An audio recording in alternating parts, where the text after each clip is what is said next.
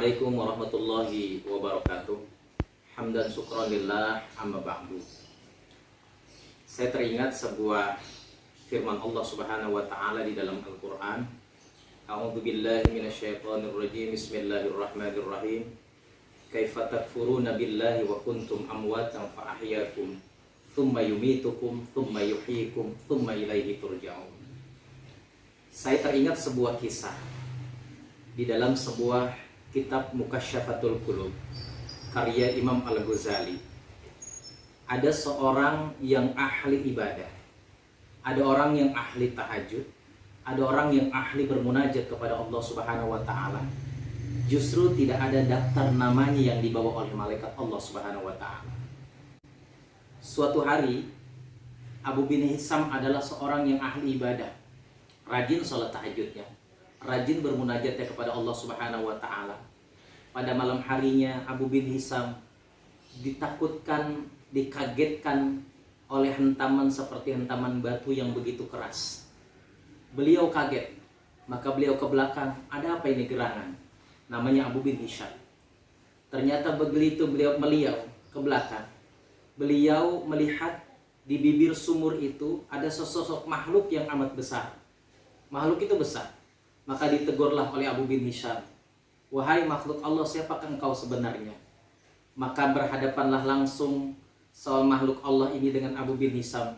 Dia mengatakan bahwa saya adalah malaikat Allah Subhanahu wa taala yang diutus oleh Allah Subhanahu wa taala untuk mencatat amal kebaikan hamba-hamba Allah yang tiap malamnya melakukan sholat tahajud dan bermunajat kepada Allah Subhanahu wa taala.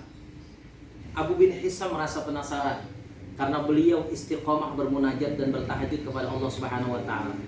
Tiba-tiba Abu bin Hisam bertanya, karena di dalam tangan kanan daripada malaikat itu membawa sebuah catatan, buku catatan amal-amal kebaikannya.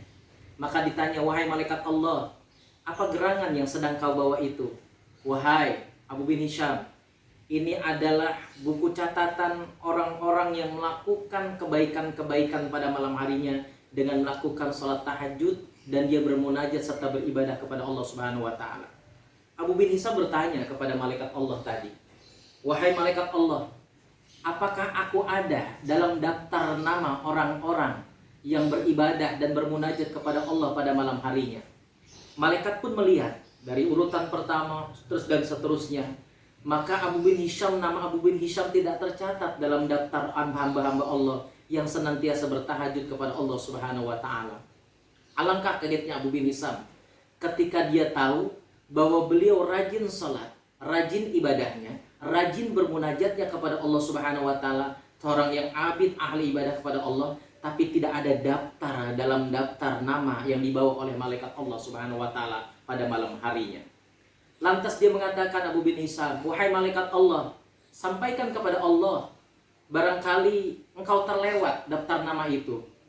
Abu bin Hisam pun disampaikan oleh malaikat Allah, wahai Abu bin Hisam, seorang hamba Allah, bukan tidak tahu engkau adalah seorang yang ahli ibadah. Bukan aku tidak tahu setiap malamnya engkau melaksanakan salat tahajud. Bukan aku tidak tahu engkau tiap malamnya bermunajat kepada Allah, memohon kepada Allah Subhanahu wa taala. Tapi tidak ada daftar namaku. Apa yang menyebabkan Abu bin Hisam, seorang hamba Allah, seorang yang ahli ibadah, kok tidak ada daftarnya dalam buku catatan amal kebaikan yang dibawa oleh malaikat Allah Subhanahu wa taala? Ada sebuah kisah yang sangat menarik sebelum saya tutup. Ada sebuah kisah yang menarik. Jadi tidak ada jaminan siapapun dia.